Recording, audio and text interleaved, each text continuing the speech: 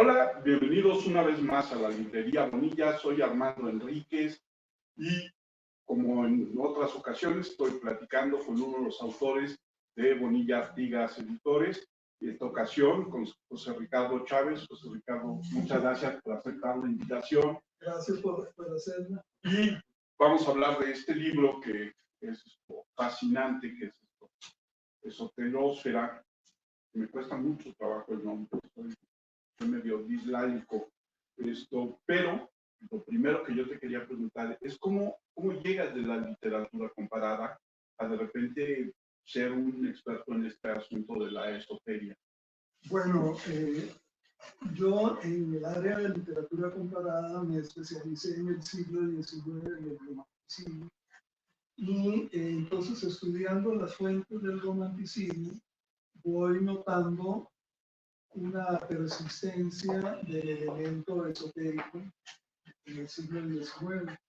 Entonces, una vez que acabé la tesis doctoral, justamente, pues dije, bueno, voy a abundar en este asunto del esoterismo y me voy enterando, voy investigando, que fue también el camino de otros investigadores del área francesa, que también pasaron del romanticismo al estudio de lo esotérico como una de las fuentes del fenómeno romántico, ¿no? Como Auguste Viard, Antoine Febre.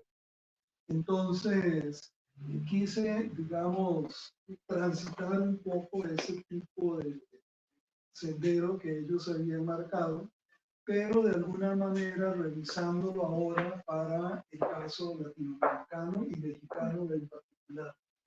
Porque claro, ellos lo trabajaron sobre todo para las literaturas francesa y alemana. Curiosamente, ambos autores, Viard y Febre, eran franco-germanistas. Entonces, bueno, yo lo enfoqué más bien hacia el lado latinoamericano y voy encontrando que también se da ese rasgo de cómo a partir del modernismo latinoamericano de finales del siglo XIX y principios del XX, también encontramos esa confluencia entre la literatura modernista del momento y lo que era las corrientes esotéricas, sobre todo el espiritismo y la filosofía. ¿Sí? Y ahora, ¿qué significa eso? Esoterósfera.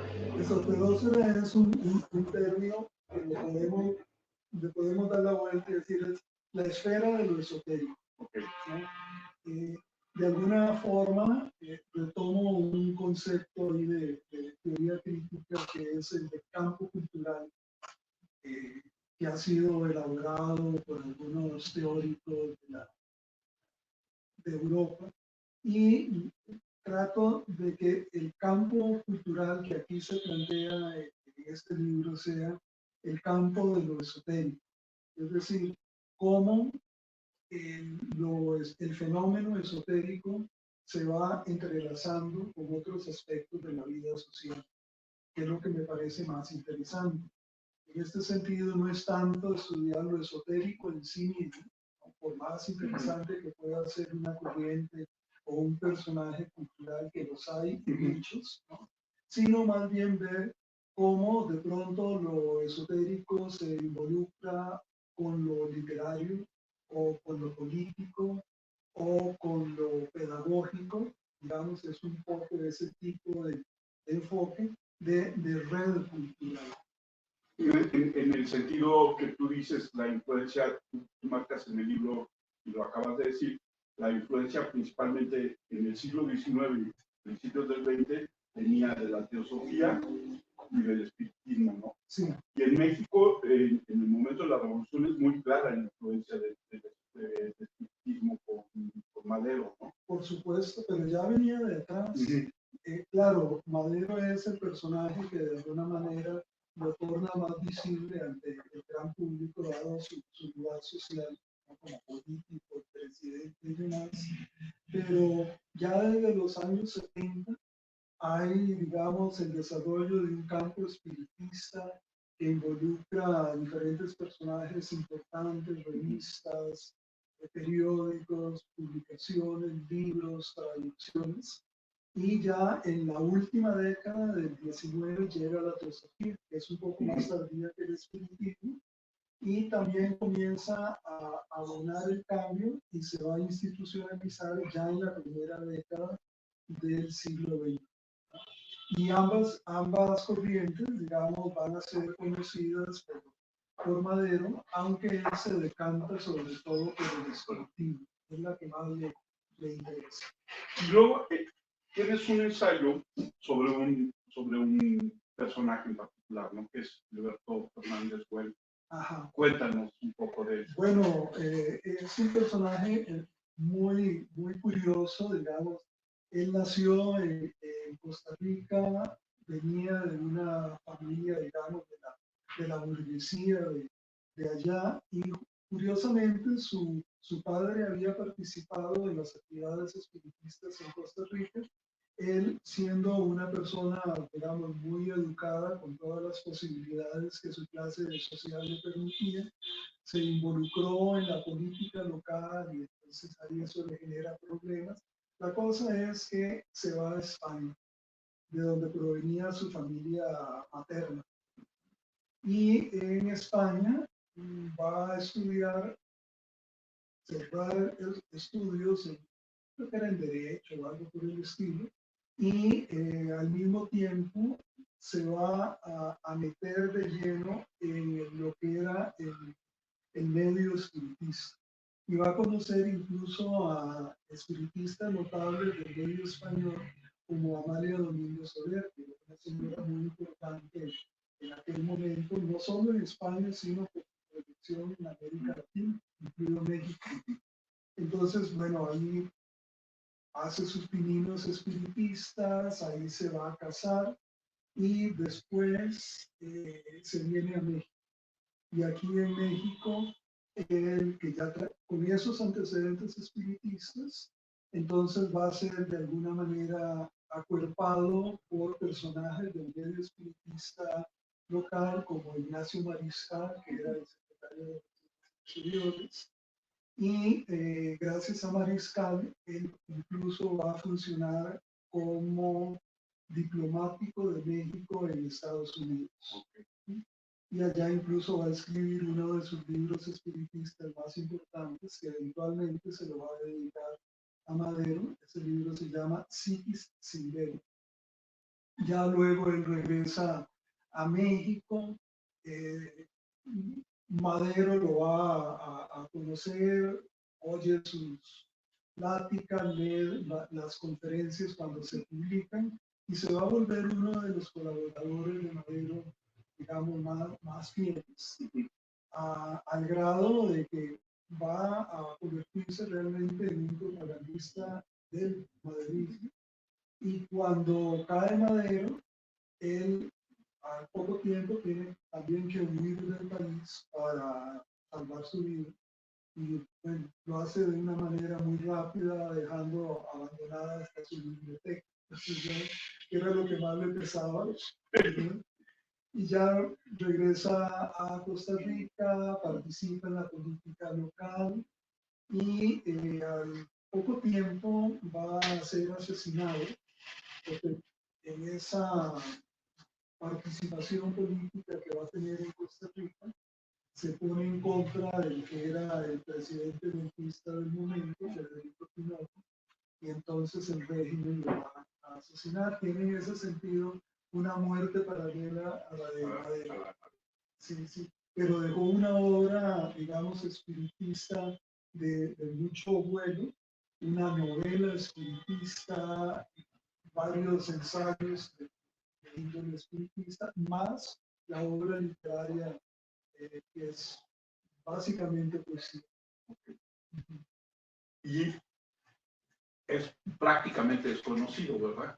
Bueno, era en Costa Rica, no, en Costa Rica sí, digamos, se le conocía más como una suerte de héroe político, ¿no? Por toda esa lucha contra la dictadura pinoquista. Poco conocido en cuanto a su obra literaria y en su militancia espiritista. pero incluso la avenida central de San José. Ok. O sea, sí se le conocía. Un poco olvidado por las generaciones actuales, pero sí se le conocía. Aquí en México es donde era poco abordado, ¿no? Casi no había material sobre él, de pronto alguna mención en algún artículo, a pesar de haber ocupado una serie de puestos muy especiales como director de la Biblioteca Nacional. Fue, de hecho, ha sido el único extranjero que ocupó ese puesto, por pocos meses, pero ahí estuvo. En alguna ocasión incluso que estuve en la biblioteca ahí en Seúl, que estaba viendo lo que era la galería de los directores, faltaba su retrato. Entonces fui a hablar con el director, entonces le dije, mire, me falta tal personaje que aquí estuvo dirigiendo la biblioteca. Bueno, esa era un poco la circunstancia hasta que la doctora Beatriz Gutiérrez Müller lo recuperó, escribió un libro, Dos revolucionarios en el periodo de Madero, es decir, un nicaragüense y un costarricense que participaron en el periodo maderista como apoyo al presidente Madero. Entonces sacó ese libro, que es el libro más completo que se ha publicado en México al respecto. Luego la doctora Gutiérrez ha publicado sobre todo el libro de memorias que escribió Fernández Bueno sobre la Revolución Mexicana, que era un texto desconocido en México, a pesar de la importancia, es decir, para los estudiosos de la Revolución Mexicana, era un testimonio importante y que aquí no se conocía o se conocía con las ediciones hechas en Costa Rica, pero nunca se había publicado. Y la doctora Gutiérrez lo publicó con el sello de la Universidad de Puebla. Entonces ya está ese libro. Y creo que en estos momentos ella es la mexicana, la investigadora nacional que más se ha acercado a lo que es la vida y la obra de Fernández Bueno. Ahora, el libro no solamente es Fernández Bueno. ¿Qué más tiene el libro?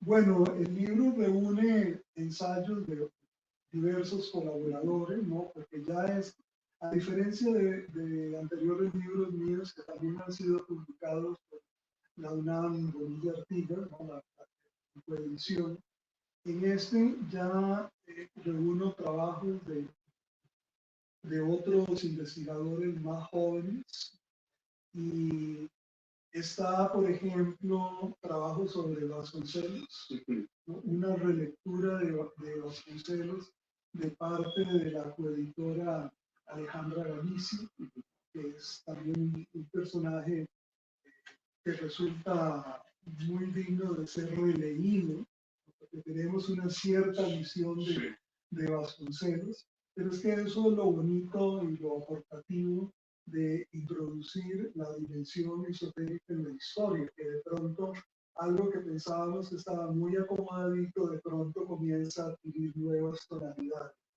Y es un poco el caso de Vasconcelos cuando se ve a la luz de su involucramiento con lo esotérico.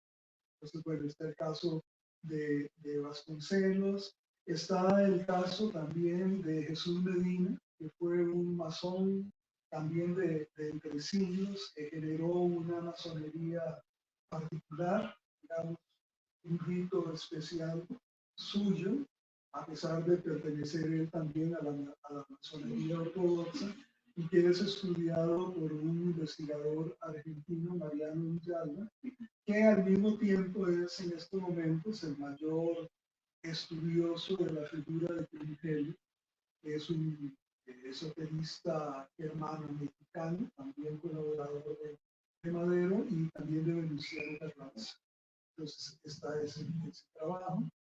Yo mismo escribí, bueno, aparte del ensayo sobre Fernández Bueno, otro sobre Jesús Ceballos Bustamante, que fue una figura intelectual también muy interesante, porque intentó generar, producir un sistema filosófico nacional en donde unía el positivismo y una buena dosis de espiritismo, y escribió una serie de libros que fueron conocidos incluso fuera del ámbito nacional, ¿no? En España, ¿no? Porque puede ser una persona con muchas conexiones.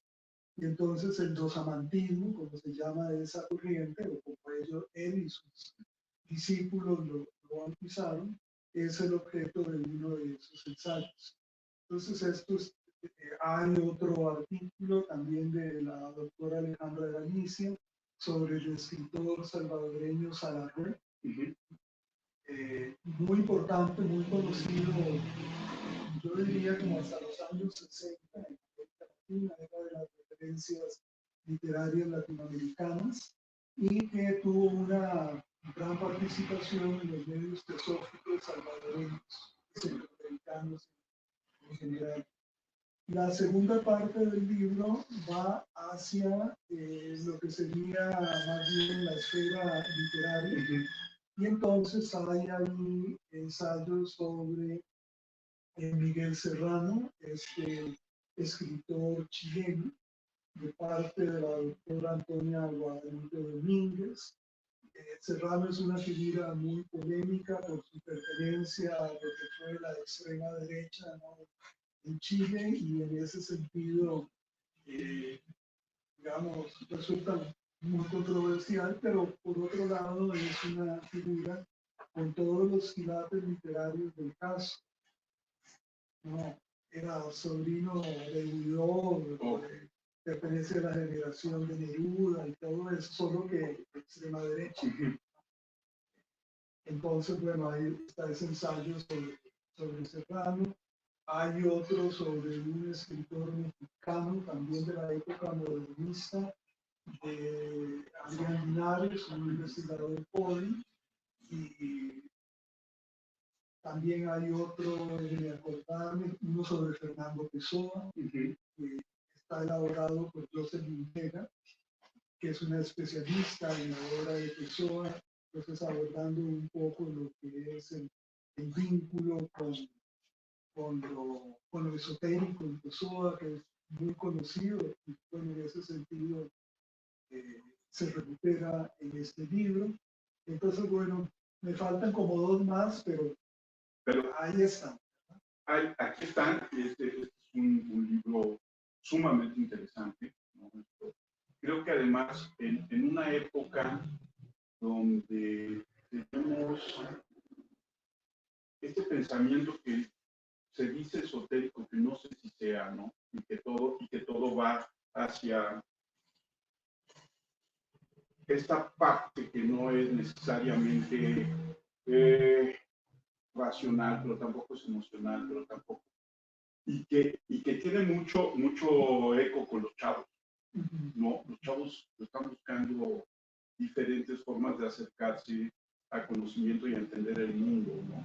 Y lo ves de repente en las referencias de lo que están oyendo, lo que están leyendo.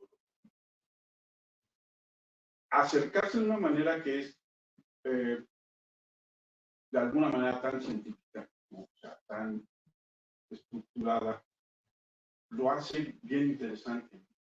Sí, es que un poco esa es la idea, digamos, bueno, mía y personal, pero del campo académico de los estudios sobre el esoterismo occidental, que es hacer una lectura seria, una lectura académica de este fenómeno esotérico y su interrelación con los diferentes ámbitos de la cultura, porque el esoterismo, dado los prejuicios acumulados, tanto seculares como religiosos, ha sido de alguna forma marginado de la historia cultural, o visto como superstición, como irracionalismo, como ignorancia, locura, perversión, las palabras negativas, todas recaben, ¿no? Entonces, en los últimos 30 años, pues surgió este campo, en el ámbito sobre todo francés, que muy pronto se extendió al resto de Europa y a Estados Unidos, ¿no?, en donde lo que se quería no era como una revalidación de los sí, sino un estudio de cómo se relacionó el esoterismo con la historia cultural de Occidente. Y hacerlo de una manera seria, no propagandística. Y en ese sentido, yo creo que cuando introducimos esta dimensión de lo esotérico en la historia cultural, el mapa que tenemos o que teníamos hasta ese momento se cambia, se desdibuja, ¿no? Pero incluso en la imagen que teníamos del mundo político, Claro. ¿no? O del mundo científico, porque también hay científicos que tienden al esoterismo, ¿no? Que han trabajado en la parte del esoterismo. Y entonces vuelve bien interesante porque lo que tú planteas en el libro con los ensayos que mencionaste, es también esa semilla que luego habría que tener ese mismo estudio, pero a lo largo del siglo XX. Por supuesto. Porque esta es la semilla de lo que luego pasó, ¿no? De esto, y a lo mejor a mí sí me gustaría una segunda parte, que además debo decirte que hace rato estaba viendo los otros libros que has publicado con Yartiga.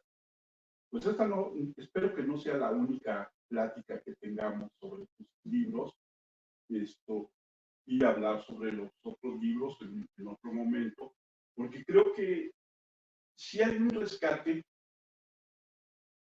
de esa visión del esoterismo, que no es la mirada fácil y, como tú dices, ya le quité todas las palabras negativas, pero no ahora le voy a poner puros alabanzas, ¿no? Sí. Sino ser como muy objetivo y muy claro en cómo impactó en los diversos ámbitos del mundo y de la sociedad.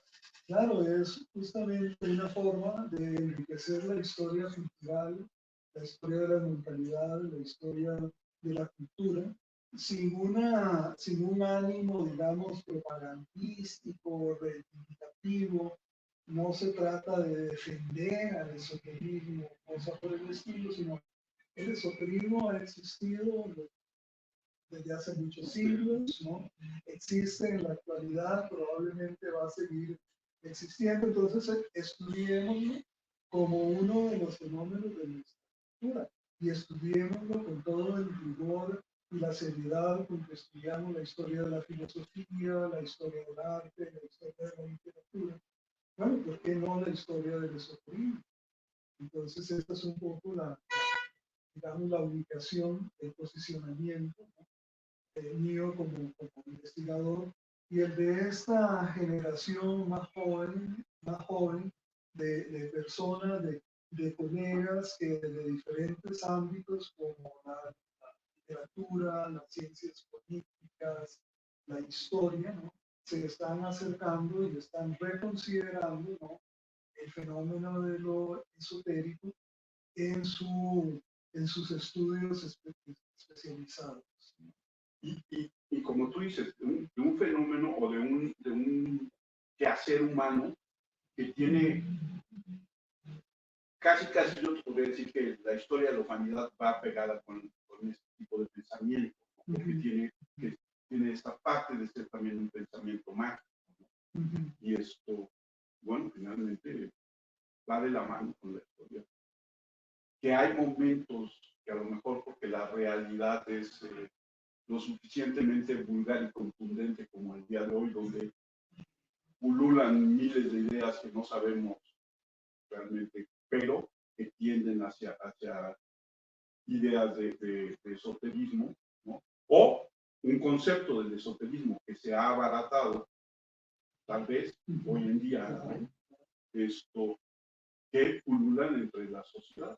Sí, de hecho, es una de las cosas también muy interesantes es ver cómo lo esotérico se va modulando a lo largo de la historia. No es lo mismo el esoterismo, por ejemplo, del Renacimiento, donde había una polarización, por ejemplo, entre un esoterismo culto, representado por los sabios, los magos, las chino, tipo de la Miranda y demás, y un esoterismo popular que era el de las brujas, las curanderas y demás. Hay una cierta conformación de lo esotérico históricamente determinada. Y lo que va a ser, por ejemplo, el esoterismo en el siglo XIX, donde ya va a recibir el impacto del paradigma científico que está en ese momento, digamos, reconfigurando toda la cultura occidental. Entonces, el esoterismo no es, digamos, inmune a dicho paradigma científico y entonces lo va a tomar como un modelo para sus propias elaboraciones.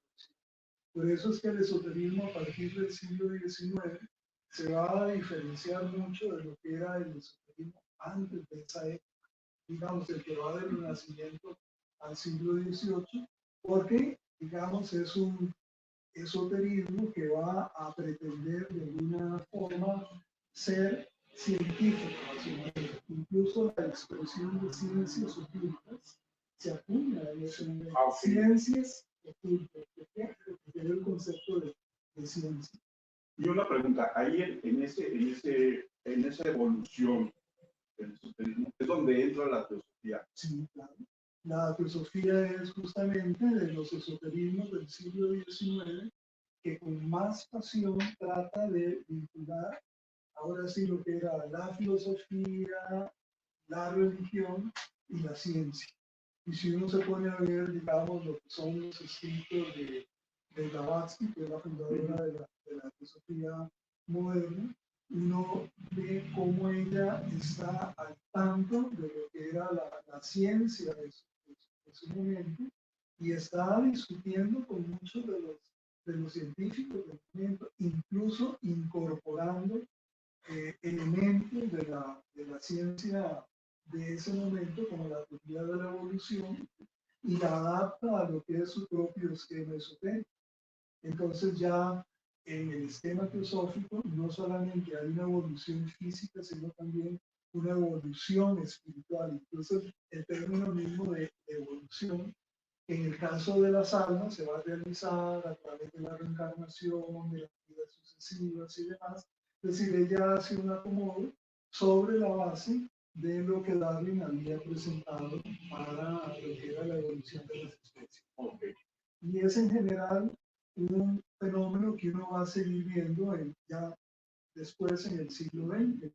Esa preocupación de muchos esoteristas por incorporar en sus elaboraciones elementos de la ciencia de la época.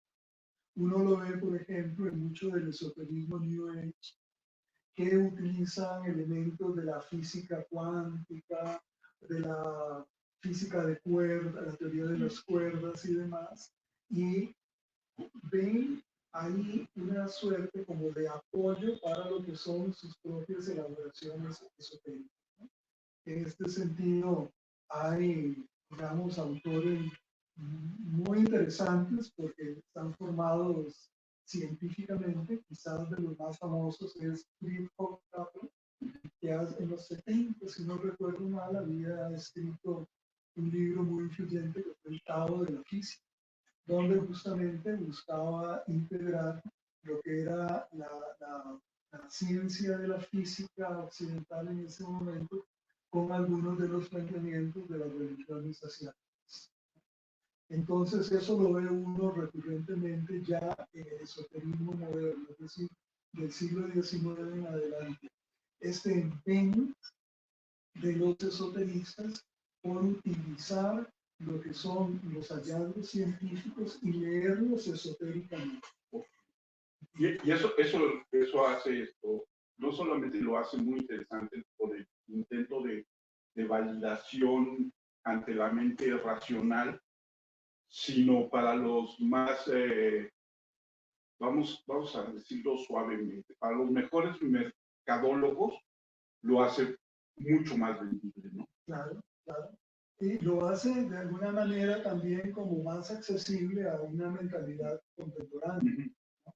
Porque si tiene que enfrentarse a un texto esotérico escrito a la manera usual del siglo XVIII, del XVII, pues resulta totalmente repelente, ¿no? Intocable, ¿no? Pero si le comienzan a hablar en términos de ciencia, con toda una argumentación más cercana a las formas racionales con las que una mente secular está, digamos, acostumbrada, entonces es, en ese sentido, quizás un puente más fácil para que esa mente pueda entender el universo esotérico. José Ricardo, ¿dónde encuentra la gente que nos está viendo en YouTube Esoteros? Bueno, en la librería Bonilla, por supuesto, en el Instituto de Investigaciones Filológicas de la UNAM, que son como las dos entidades madres del libro, más lo que puedan ser, digamos, las cadenas de distribución que estas dos, digamos, firmas puedan tener. No sé, en el caso de otros libros anteriores a este, se había canalizado, no sé, de las librerías aquí de la Ciudad de México, librerías. Bueno, voy a decir nombres, no tengo ningún negocio al respecto, no sé si en este libro será lo mismo, ¿no? En el Sótano, en el Péndulo, en Puebla, en Profética, por Amazon también se comenzó a distribuir. Entonces, no sé el caso específico de este título, que es relativamente reciente, porque salió en junio pasado. Entonces, una vez que sale el libro para que llegue a librerías y redes de distribución, pues pasa un rato, ¿no? ¿Y dónde te encuentra la gente que nos está viendo si tiene alguna pregunta que hacer? Bueno, normalmente estoy en el Instituto de Investigaciones Filológicas, ¿no? En el Centro de Poética. Ahí es cuestión de comunicarme y pueden, ahí hay una secretaria, pueden dejar su nombre, correos, y en ese sentido yo puedo comunicarme con la persona que esté interesada. José Ricardo, yo quiero agradecerte mucho el haber aceptado la charla, el haber tenido una charla tan amena, tan interesante.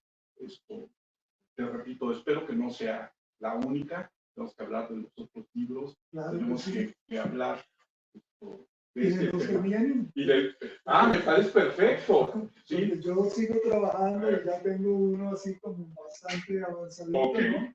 Espero que quizás para el otro año o a más tardar al 25, al inicio del 25 pueda estar saliendo también sobre esta temática de lo esotérico en México, que es lo que digamos, como parte del proyecto a partir del que estoy involucrado, ¿no? Y que cuyo tema es ese, justamente el esoterismo en el México moderno de 1850 a 1950. Entonces, bueno, ahí voy investigando. Hay, por suerte, un equipo conmigo, personas muy capaces, colegas, estudiantes y demás. Y eso me alegra mucho porque pues tengo la esperanza de que cuando yo ya no esté, pues estos colegas más jóvenes y estos estudiantes pues puedan seguir con esta investigación y en unos 20, 25 años, pues este campo de lo esotérico en la historia mexicana esté mucho más estudiado, mucho más avanzado y bastantes sorpresas nos puede dar. Yo creo que sí, y más tú dices hasta 1950, yo te diría hasta 2023. Bueno, sí, ¿no? tiene uno que Sí, claro.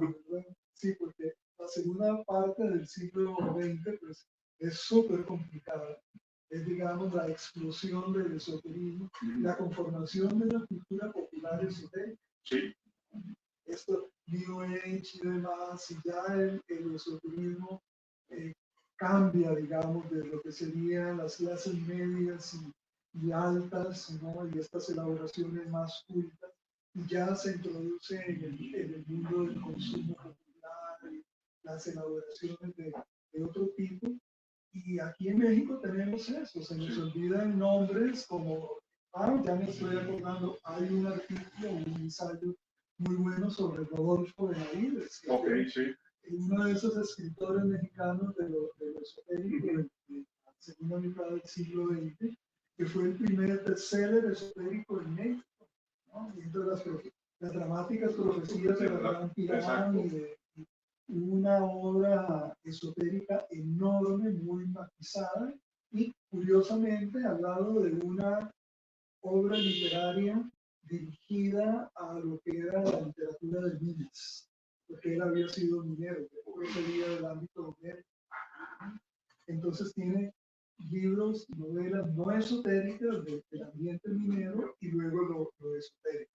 Entonces, ahí está Rodolfo Benavides, que está siendo recuperado en este libro y que merecería todavía mucho más porque escribió mucho. Y bueno, fue como un Lobs and Ram para el Ok. Bueno, pues yo soy Armando Enríquez. A mí me encuentran en Twitter, ahora ese feo nombre de X, como @cernícalo. Y les recuerdo que tengo un podcast que se llama Una charla como cualquiera, que pueden escuchar en cualquiera de las plataformas donde ustedes escuchen su podcast. Yo quiero agradecer, como siempre, a André Ursúa el haber producido esta charla. Y a la librería Bonilla, las instalaciones, el permitirme charlar con los autores de Bonilla Artigas Editores. Y los espero en la siguiente charla. Muchas gracias. Gracias.